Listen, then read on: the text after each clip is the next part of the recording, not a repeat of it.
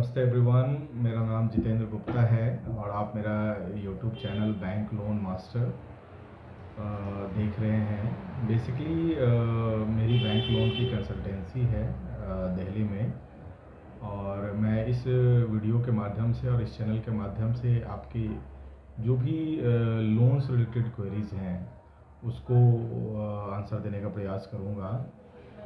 मुझसे काफ़ी लोग पूछते हैं कि मेरी ये इनकम है, मेरी ये एलिजिबिलिटी है, तो मुझे कितना लोन मिलेगा, अगर लोन मिलेगा तो वो किस रेट ऑफ इंटरेस्ट पे होगा, अगर लोन की अमाउंट मुझे पहले पता चल जाए तो मैं उस हिसाब से अपनी प्रॉपर्टी देख सकता हूँ।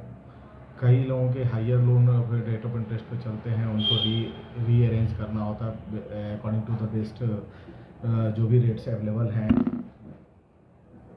कहने का मतलब है कि और इसके अलावा जो भी बैंकों के नॉर्म्स हैं, आप उसके नॉर्म्स के अकॉर्डिंग किस में आपकी एलिजिबिलिटी फिट बैठती है, उस सब की जानकारी इस चैनल के माध्यम से आपको टाइम टू टाइम मिलती रहेगी। और प्लस जो आपके क्वेरीज होंगे लोन से रिलेटेड, वो भी हम आंसर देने का प्रयास करेंगे। और मैं इस इंडस्ट्री में लगभग नियरली अबाउट 20 ईयर्स से हूँ, और इतना मैं आपको कह सकता हूँ कि अगर बैंक लोन्स की प्लानिंग राइट तरीके से की जाए तो हम उसे एक प्रॉपर फाइनेंशियल एजुकेशंस के तहत हम उसको टाइमली लोन को समाप्त भी कर सकते हैं, और अपनी सिंगल पैनी हम सेव भी कर सकते हैं कंसिडरिंग द टाइमली कंप्लीशंस का हमें पता हो। जैसे मैं एग्जांपल देता हूँ, मान लीजिए आप एक प्रॉपर्टी परचेज कर रहे हैं रेजिडेंशियल। वैसे आप मेरे थ्रू जो हैं, आप अगर कोई भी प्रॉपर्टी आप residential, commercial, industrial, factory purchase या प्लॉट परचेज प्लस कोई प्रोजेक्ट फाइनेंस या आपको बैंक लिमिट बनाना हो, तो सारी सर्विसेज दिल्ली एनसीआर में मैं दे सकता हूँ। और मेरा कोई भी क्वेरीज होगी तो मुझे आप कॉल कर सकते हैं। मेरा मोबाइल नंबर 9990686924 है। और कई बार अगर नंबर ना लगे तो आप प्लीज़ व्हाट्सएप कीजिए, will call you on the immediate basis. और ये I would love to give you the services in a utmost faith and in the very transparent manner.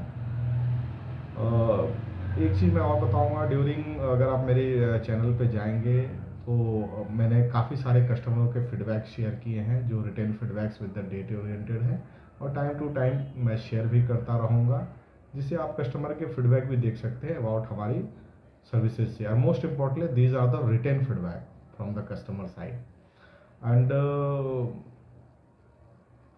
कई बार आप महसूस करते हैं कि एक आपने लोन सपोज 10 ईयर्स के लिए लिया है और बाद में पता चलता है कि उसका टेन्योर बढ़ गया है, आप एक सर्टेन टाइम तक ईएमआई दे चुके हैं, पता चलता आउटस्टैंडिंग खड़ा है।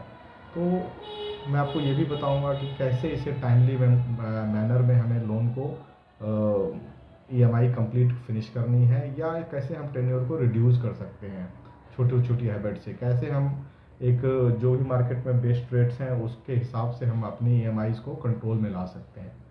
इन अ वन लाइनर जो मेरा यूट्यूब चैनल है बैंक लोन मास्टर, ये आपको फाइनेंशियली एजुकेट करेगी, और टाइम टू टाइम जो आरबीआई के नॉर्म्स हैं वो आपको बताएंगी, और everything you can plan related to loan with the help of me.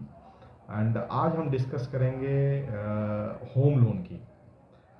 Home loan के बारे में आज मैं थोड़ी सी डिटेल से इलैबोरेट करूंगा, और मैं टाइम टू टाइम आपको आगे, जैसे आज मैं होम लोन के बारे में डिस्कस कर रहा हूं, कल मैं आपको मतलब नेक्स्ट वीडियो में मैं कमर्शियल प्रॉपर्टी परचेज़ की, इंडस्ट्रियल प्रॉपर्टी परचेज़ की, अगर बैंक की लिमिट बनानी हो, या आपको प्रोजेक्ट फाइनेंस मतलब अगर आप लैंड परचेज़ कर रहे हैं, उस पर फैक्ट्री बना रहे हैं, तो उसमें प्लांट एंड मशीन लगा, तो ये सारी सर्विसेज के बारे में स्टेप बाय स्टेप बताऊँगा।